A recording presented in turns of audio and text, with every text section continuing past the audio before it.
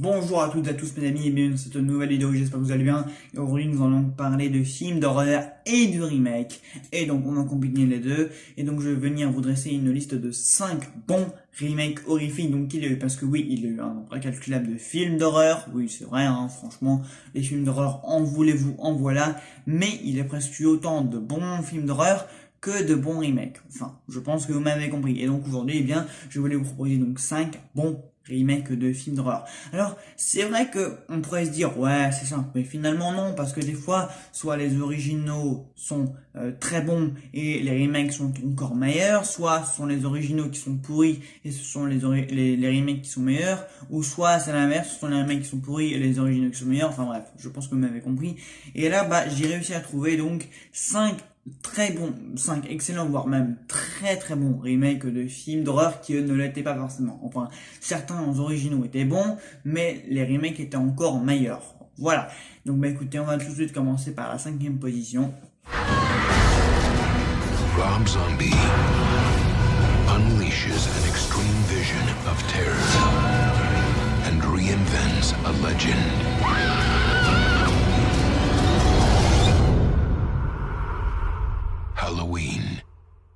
Halloween, réalisé par Rob Zombie, donc sorti en 2007. Alors moi, franchement, c'est un des meilleurs remakes horrifiques que j'ai jamais vu. Franchement, je trouve que Rob Zombie, il a parfaitement réussi à trouver l'équilibre entre son univers trash, violent et glauque à lui, à l'univers donc d'Halloween créé par Carpenter. Et franchement, en plus d'être fidèle au film original de 78, il a vraiment réussi à insuffler sa personnalité, tout en tentant d'élargir un peu cette version, voilà, avec le pan de l'enfance de Michael Myers, voilà, de nous expliquer un peu comment Michael est devenu Michael Myers le croque-mitaine, voilà, son enfance, donc sa famille complètement secouée, sa mère co-girl, sa soeur qui s'envoie en l'air avec les premiers venus, son père ivrogne, ses camarades de classe donc qui arrêtent pas de l'embêter, voilà, les psys qui le harcèlent et tout ça. Vraiment, Rob Zombie va nous expliquer un peu comment ce jeune homme là, d'ailleurs très bien joué par Dave Farag, il est devenu Michael Myers. Et franchement c'est très bien expliqué, donc on a cette explication en plus.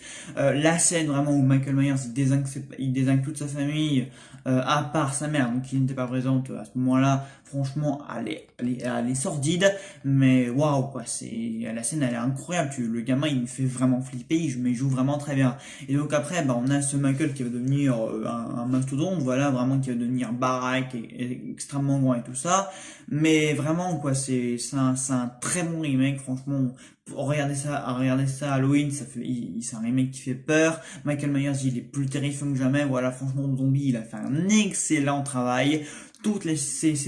À la fois vraiment c'est très fidèle à l'original, mais en même temps tu sens que tu t'auras même pas l'impression que Carpenter, c'est lui qui a créé ce monde, tu vois. Enfin, franchement, s'il n'y avait pas eu la nuit des masques, tu te dis, waouh, franchement, c'est un excellent Halloween, tu vois. Je veux dire, Rob Zombie, il a vraiment réussi à s'affranchir de l'univers tout en étant fidèle, tout en insufflant ses personnalités. Donc vraiment, un excellent remake. Donc vraiment, Halloween réalisé en 2007, franchement, j'ai très peu de reproches à faire, hein, si ce n'est la nouvelle Laurie Strode, peut-être que je préférais Jamie Lee Curtis, mais Jamie Lee Curtis restera à jamais la seule et unique Laurie Strode de toute façon.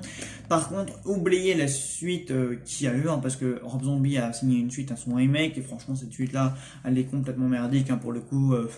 Là, Rob Zombie, pour le coup, il s'est complètement affranchi donc de l'univers, voilà, il a vraiment plus du tout été fidèle à ce qui avait été fait après dans la saga Halloween. Il s'est complètement affranchi, il s'est emparé en fait de son univers à lui, et puis il a fait un Michael Myers Terminator du sang, voilà, c'est gore, c'est dégueulasse, c'est crade, il y a quelqu'un qui se fait démolir toutes les 2 minutes, enfin bon, ce remake franchement, cette suite n'a juste aucun intérêt, et je ne vous la recommande pas, contrairement au remake de 2007. Donc vraiment, Halloween en 2007, excellent premier remake.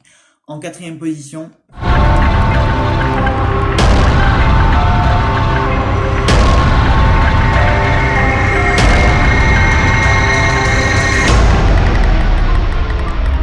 Carrie, la vengeance, réalisée par Kimberly Pierce, c'est sorti en 2013. Alors, je vais être très honnête avec vous, le film original, donc qui est réalisé par Brian De Palma avec Sissy Spacek, je l'ai il m'est vraiment pas beaucoup resté en mémoire. Bon, déjà, faut pas oublier que Carrie de base, c'est une œuvre dans l'un des plus grands écrivains du monde, Stephen King. Voilà, déjà, on va repartir de cette base-là. Et pour moi, en fait, Kim Burn la pièce, en plus donc de vraiment et de pleinement donner vie avec un ton vraiment plus moderne et plus sanglant et plus défoulé, donc à Carrie, elle fait un excellent remake. Voilà, je trouve même qu'en fait c'est une version qui est complètement moderne, qui est complètement plus améliorée. Voilà, je trouve que Chloé Grace Moretz, elle arrive parfaitement à incarner une Carrie vraiment à la fois solitaire, à la fois qui est une fille un peu perdue, voilà, donc qui découvre ses premières règles, parce que c'est comme ça que débute l'arc narratif de son personnage. Voilà, elle va découvrir ses premières règles, elle va avoir peur, et du coup elle va demander ce qui lui arrive à sa mère, voilà, et sa mère d'ailleurs excellemment bien incarnée par Julianne Moore. Franchement, je pense que c'est un de ses rôles les plus mémorables, voilà, franchement on va le dire comme ça. Julianne Moore tire vraiment beaucoup son épingle du jeu. Ce remake, en fait, il est très très fidèle à l'original, mais pareil, il pourrait vraiment s'en affranchir. Voilà, franchement, si je ne devais garder qu'un seul film Carrie, je ne garderais vraiment que ce remake, parce que vraiment ce remake, on prend beaucoup plus notre pied à le voir, parce que c'est beaucoup plus moderne. Voilà, je trouve que l'original a très mal vieilli, et je trouve que ce remake passé pourtant inaperçu est bien meilleur. Franchement, je trouve que Chloé Grace Moretz vraiment est très bien en Carrie. Je trouve que elle correspond parfaitement au profil donc de Carrie. Le climax, voilà, où elle défoule tous ses pouvoirs, mais cette scène-là, elle est juste complètement incroyable. Voilà, bon, elle était bien dans le climax de l'original de De Palma, mais je la trouve vraiment meilleure dans le remake de Kim Burn. Voilà, je trouve que c'est plus sanglant, c'est beaucoup plus moderne, c'est beaucoup plus défoulé, c'est beaucoup mieux à tous les points de vue en fait. Donc pour moi, j'ai beaucoup plus trouvé d'intérêt en ce remake qu'au film original. Voilà, bon, c'est peut-être une question d'avis et c'est purement subjectif, hein, ce que je pense de l'original, mais j'ai trouvé ce remake vraiment meilleur à tous les points de vue. Voilà, c'est plus propre, c'est mieux joué, c'est plus moderne, c'est plus violent, c'est plus trash, c'est plus tout en fait. Donc voilà, donc Carrie, la vengeance en 4e position. En 3e position, Mais qu'est-ce qui vous prend? Oh, ma pauvre petite.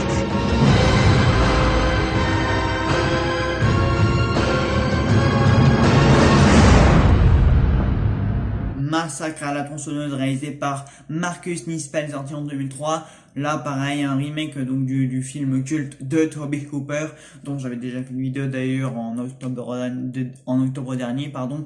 Bah, encore une fois, je trouve que là, Marcus Nispel, pareil, il a fait un remake, mais alors bien meilleur. Voilà, un Leatherface beaucoup plus meurtrier, un opus plus moderne, plus trash, plus violent. Voilà, enfin un film qui porte bien son titre, parce que l'original s'appelait quand même Massacre. On ne voyait pas de sang, on ne voyait pas de meurtre, tout ce qui devait être filmé n'était pas filmé. Bon voilà, c'était qu'un vulgaire slasher qui avait fort mal vieilli et qui était très ennuyant. Et là, franchement, ce remake, vraiment, il est bien meilleur.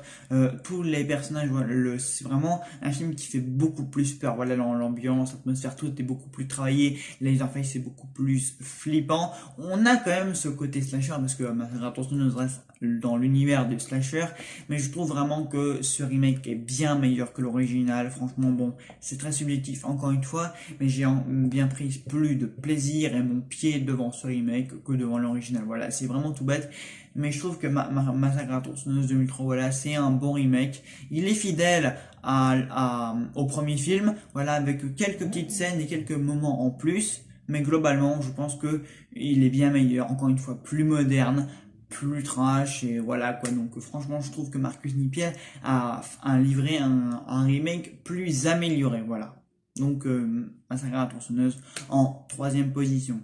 En 2e position,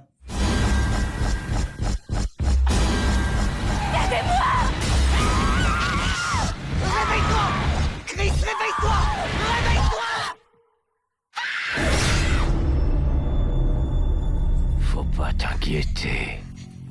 Freddy, les Griffes de la nuit, sorti en 2010, réalisé par Samuel Bayer. Alors là, donc c'est le remake du film de Wes Craven. Le film de Wes Craven que je n'avais pas du tout aimé. Bon, je m'étais profondément ennuyé dans ce film.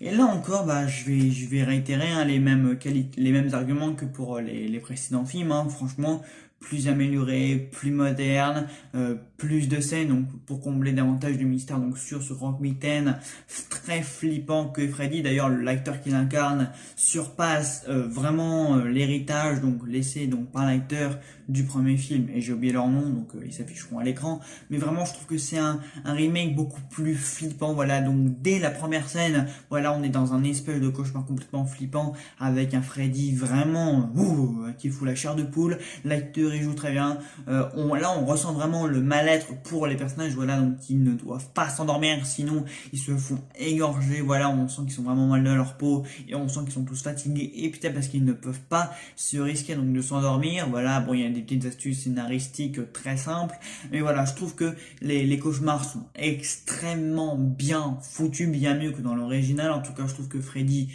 il est vraiment très flippant. En plus, on va même avoir une back story et des révélations concernant Freddy et les personnages. Voilà, ils ont vraiment essayé de relier tous les personnages, voilà, pour qu'on se sente encore plus investi dans l'intrigue et dans leur histoire envers Freddy et tout ça. Donc franchement, je trouve que c'est un excellent remake, plus violent parce qu'on a vraiment des scènes très sanglantes. Voilà, on a vraiment des scènes où il y en a qui sont déchiquetés, égorgés, transpercés, enfin c'est gore, mais voilà quoi, un mec a des griffes comme ça, c'est fallait du sang. Il y en a, la réalisation, bon, elle casse pas trop briques un canard, mais je trouve le montage entre les cauchemars, la vie réelle et à la fin, je trouve que tout ça est très bien shooté, très bien foutu. Voilà, encore une fois, l'acteur qui joue Freddy, il est très bien dirigé, beaucoup plus mis en avant. Voilà, il parle, il est flippant. Ils ont même repris donc le fameux plan de la lune, vous savez, où la fille avait les jambes écartées et là il y avait des griffes qui ressortaient un peu de l'eau, et franchement ce plan là ils l'ont repris et il fonctionne toujours très bien.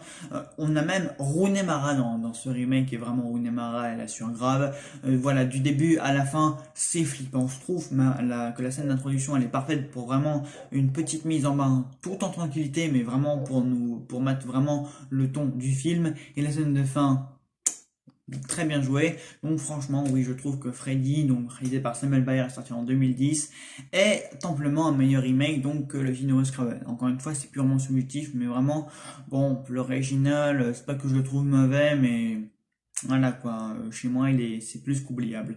Donc en deuxième position, Freddy les griffes de la nuit. En première position,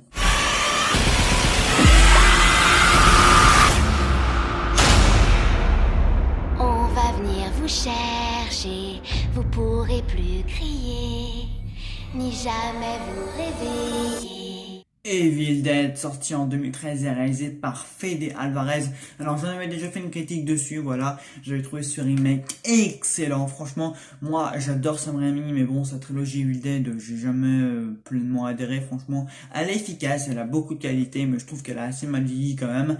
Alors que ce remake, franchement, il m'a surpris de bout en bout. Il est gore, il est moderne, les protagonistes sont tous développés. Voilà, ce côté huis clos, tout ça. La scène où donc l'héroïne, elle se fait posséder entre parenthèses donc par la créature. Waouh, elle est incroyable. De toute façon, le talent de metteur en scène de Fede Alvarez, bon, Sam Raimi, il est excellent en tant que metteur en scène, mais je trouve que vraiment Fede Alvarez, il a assuré à fond. Voilà, avec ce remake, il a vraiment fait un truc de beaucoup plus trash, de beaucoup plus sanglant, de beaucoup plus dynamique. Voilà, le montage est bien meilleur, la mise en scène est beaucoup plus réussie aussi, tout est bien meilleur en fait. Bon, à part la fin la fin elle est un peu longue, le climax, voilà, le film on sent qu'il a vraiment du mal à conclure, mais je trouve voilà qu'il y a vraiment la photographie elle est très belle, l'acting elle est excellente. Voilà, ce côté huis clos que j'aimais déjà bien dans la trilogie de Sam Raimi, je l'ai retrouvé ici, je l'ai adoré.